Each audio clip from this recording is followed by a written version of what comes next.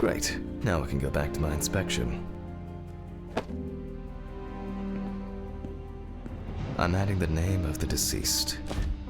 I'll start the internal examination by taking fluid from the victim's brain. A needle inserted through the nose will do the trick.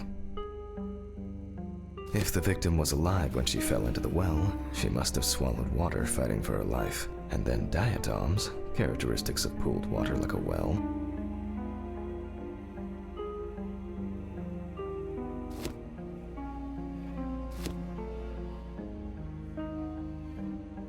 In the meantime, I'll check the sample under the microscope.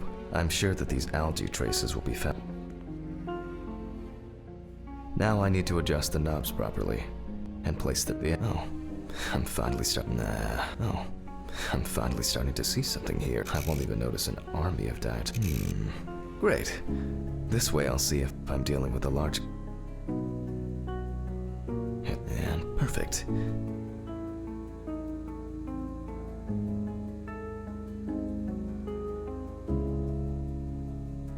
It's not a dirty lens, I'm afraid. And perfect.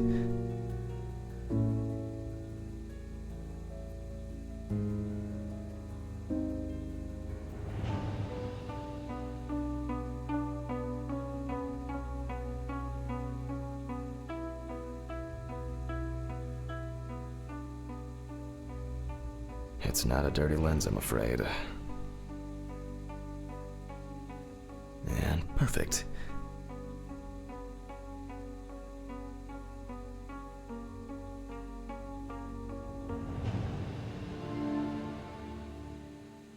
As expected, with their upper part, which overlaps the lower, hypotheca. Poor soul. The presence of diatoms in the brain samples taken that the deceased was certainly alive. Since there were diatoms in that, many more of them must studies of the rest of the organs.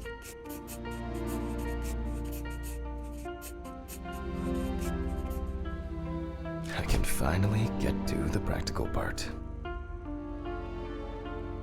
I must be extra careful because the skin of the deceased is very stretched. I wouldn't want an explosion here.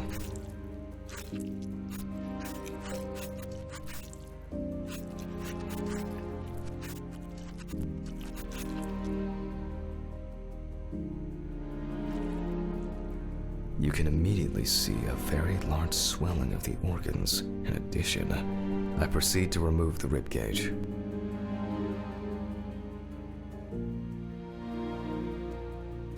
It's easy to see that the ribs have been imprinted in the lungs, so... If diatoms were only present in the lung, that the victim was placed in the well after, and the perpetrator wanted to get rid of the corpse in this way. Now, I remove the lungs, taking the lungs in my hand. I feel that the tissues have lost their elasticity, which is the result of water emphysema. In addition, there is significant swelling of the organ, and as a result, the emphysema, it's clear how far it's progressed, which...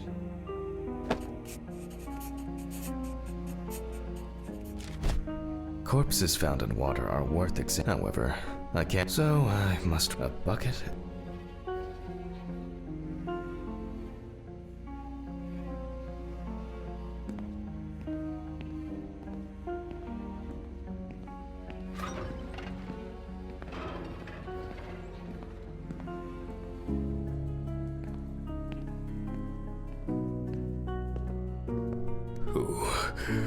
Who has anyone been here? I hope no one dipped a mop in it. It's...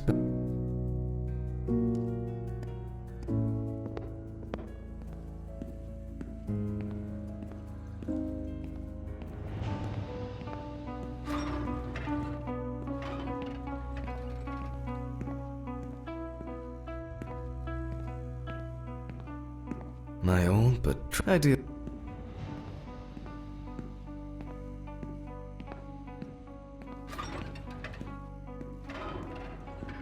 Historically, the lung float test is used to detect infanticide.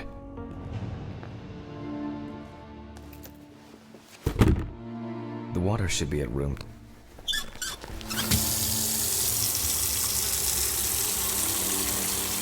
That's enough. To test for this, I have to place the lungs in a container of water. This checks if there is air in the lungs. And speaking of lungs, everything is ready to bring them here.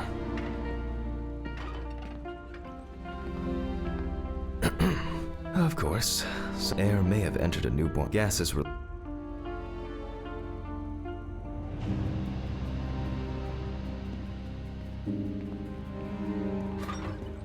In this case, however, it's about something else. Namely, the amount of fluid in the lungs.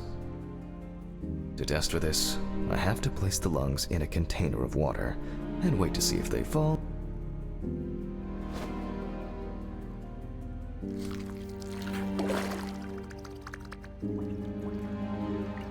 Just as I assumed, the lungs collapsed easily.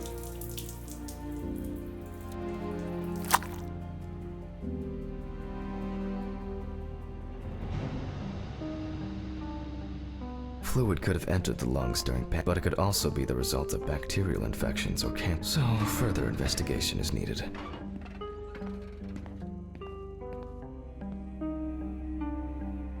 I move on to dissecting the lungs of the deceased.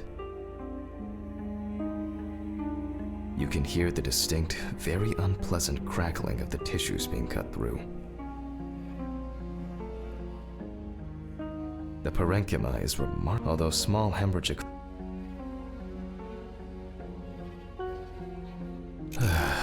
All right.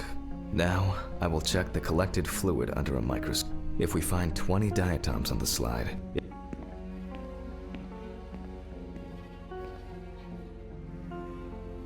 let's see. Although I won't even notice an army of diatoms from this distance. I won't even notice an. The aperture still needs. Oh, I'm finally starting to see something. Oh, I'm finally starting to see. And perfect.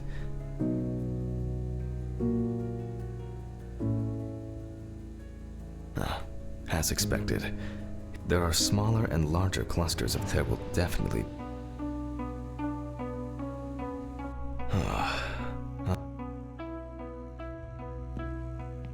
So far, this case looks pretty. It's clear from the beginning that it's drowning. Well, the procedure requires me to check up.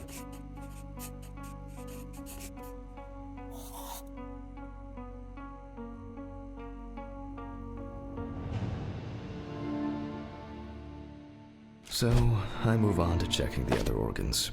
I ligate the heart and then remove it for inspection. Strongly developed putrefactic. Apart from that, no signs of a heart attack.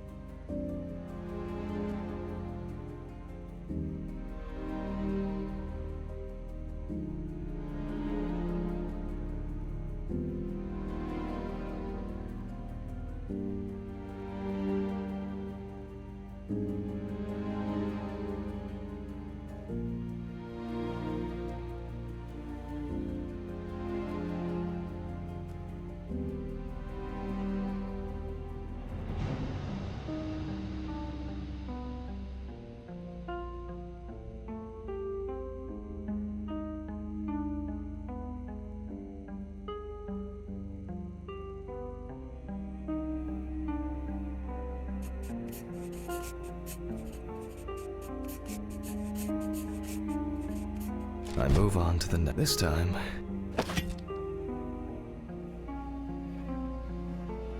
it's immediately like most organs, her lip, the beginnings.